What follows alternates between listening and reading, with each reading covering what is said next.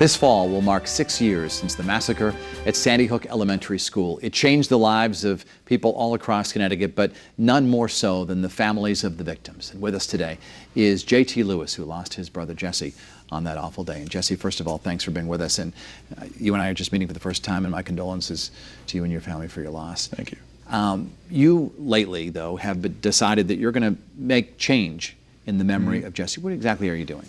That's right. So you see, after every shooting, there's a big push for gun control. It happened after Newtown.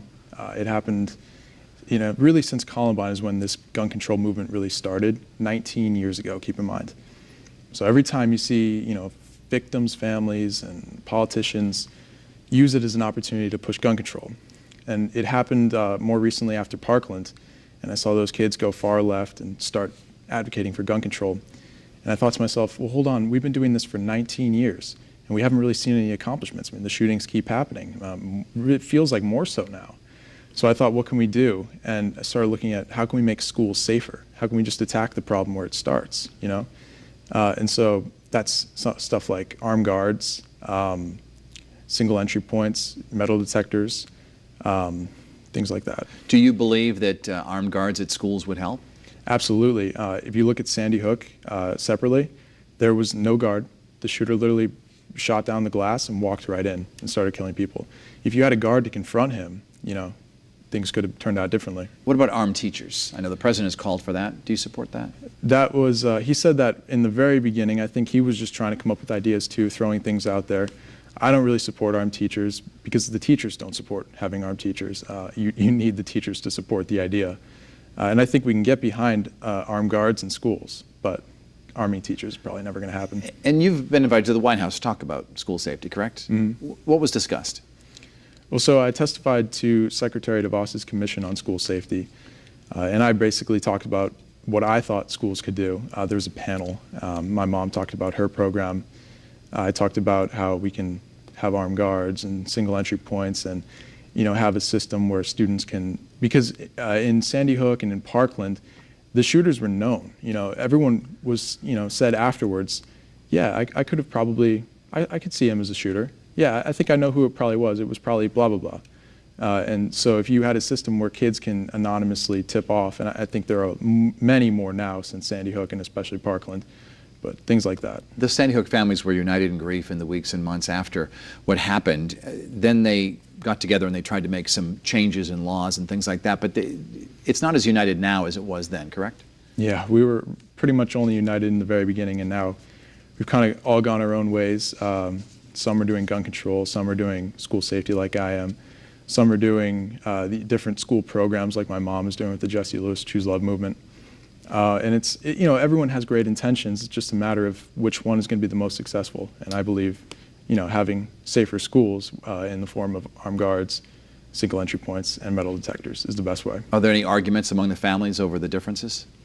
Well, I haven't really talked to, we have our own little groups that have kind of formed, and so I haven't talked to every single family about this, so I'm not here to speak on behalf of the families. And I know the other programs that have started can't speak for us, but this is my belief, so I'm not speaking for anyone else. When Connecticut lawmakers will often call for more gun control or stricter gun control when there is another shooting, when it does happen.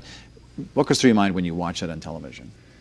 It's really sad. Every time there's a shooting, you get a newsletter from your politician asking for money so that they can go out and campaign for gun control.